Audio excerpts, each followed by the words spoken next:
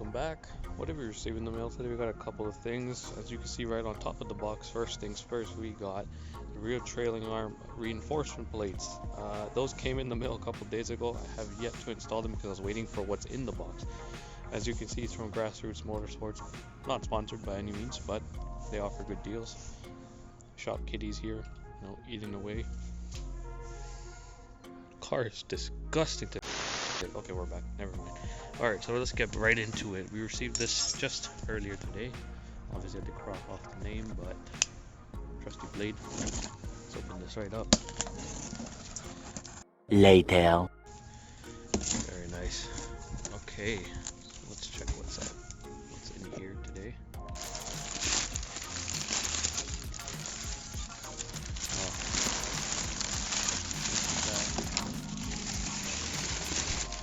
For the Grassroots guys,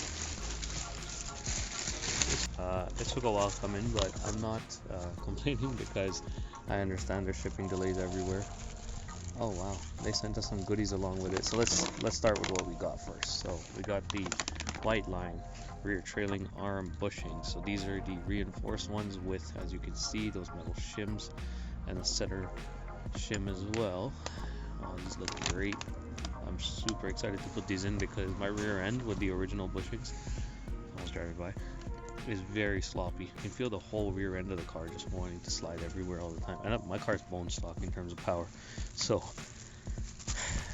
wow, these are nice. So they sent us gloves, work gloves. These look great. Super excited to wear these and use them to install these bushings. Yeah, these are awesome.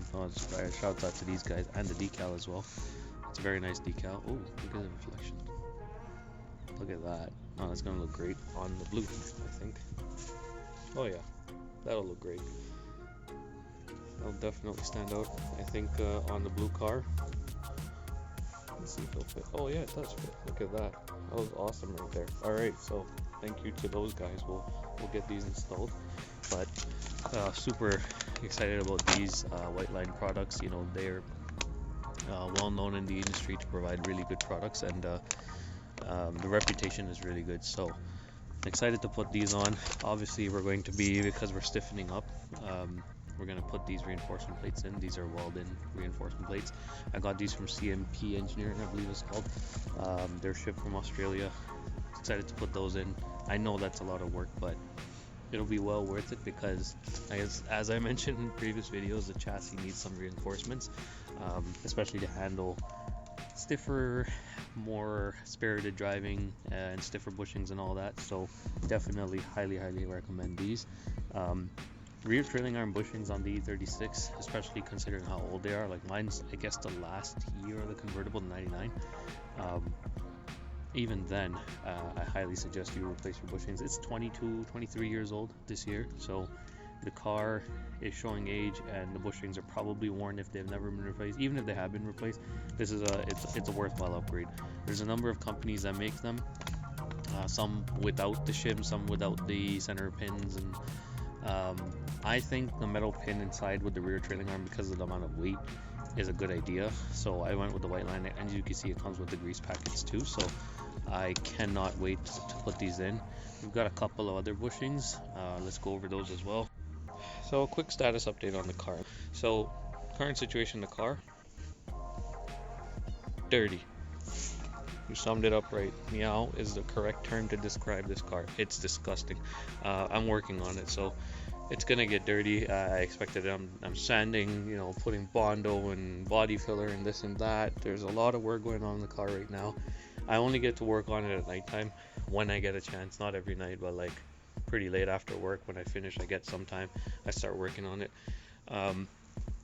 As I mentioned, there's a lot of things going on. So first things first, we've installed SoloWorks coilovers all around, reinforcement plates by Grassroots all around, just so that it stiffens up the chassis and I don't have to worry about my shock towers collapsing.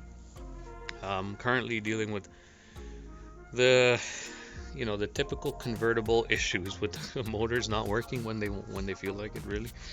So I've replaced the rear one of them was gone. The other one, actually the motor itself was fine, it was just a gear.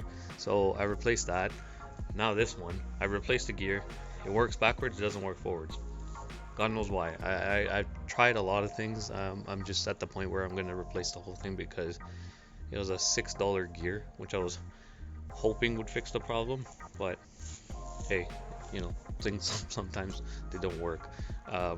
So I have to fix this motor. It's a work in progress. I am currently dealing with body work, as you can see. So this is my right rear quarter. It was rusted. You know, obviously ground it down, got it all patched up now. It's at a standing stage right now. This is I guess you could say a spot filler. I still have to sand it. This part here was the same thing as that. There was a hole there. So I had to fill here and make sure it's nice and smooth, obviously flowing with the body lines, and then I primered it. It took a while, but you got that, body works takes time, especially when I'm not used to it. I'm still new to it. I'm still learning. So got that. This side is all done.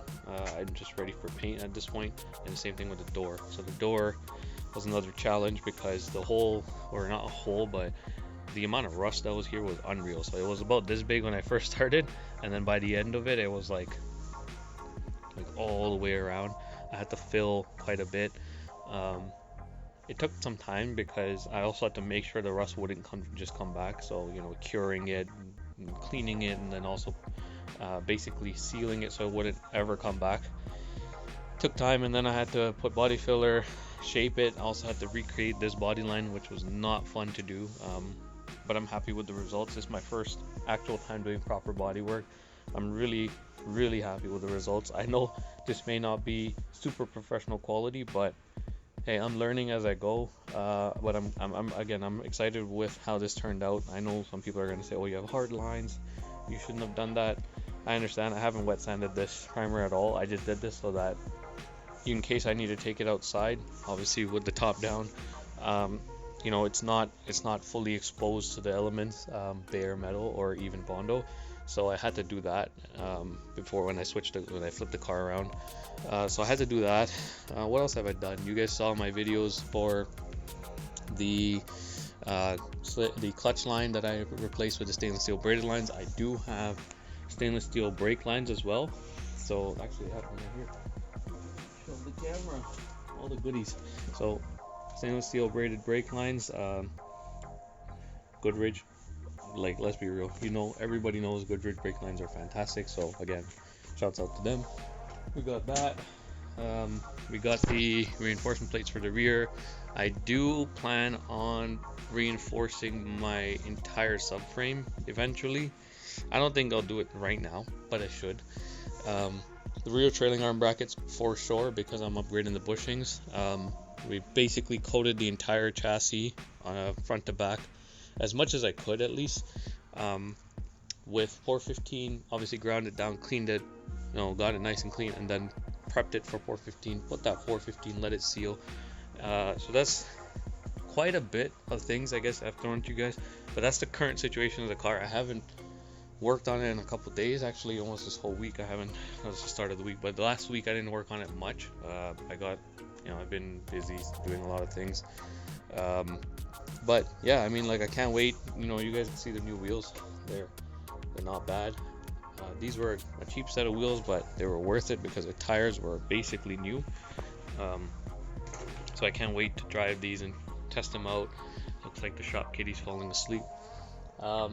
We do have another set of wheels, which I will reveal in another video. I know you guys saw my video on the new set of wheels that I showed a couple of videos ago. Now I don't know how many videos I've released since, but you know, we took them to the car wash, and got them all cleaned up. Unfortunately, in the fronts they poked too much. I'm not intending on wide bodying this car at all, or even as far as rolling my fenders. Maybe, but you know, the thing is, those wheels were too wide. Even if I had rolled fenders, they were just like, if I might have a picture, I might throw that in here, but they were out to about there, so this wouldn't work.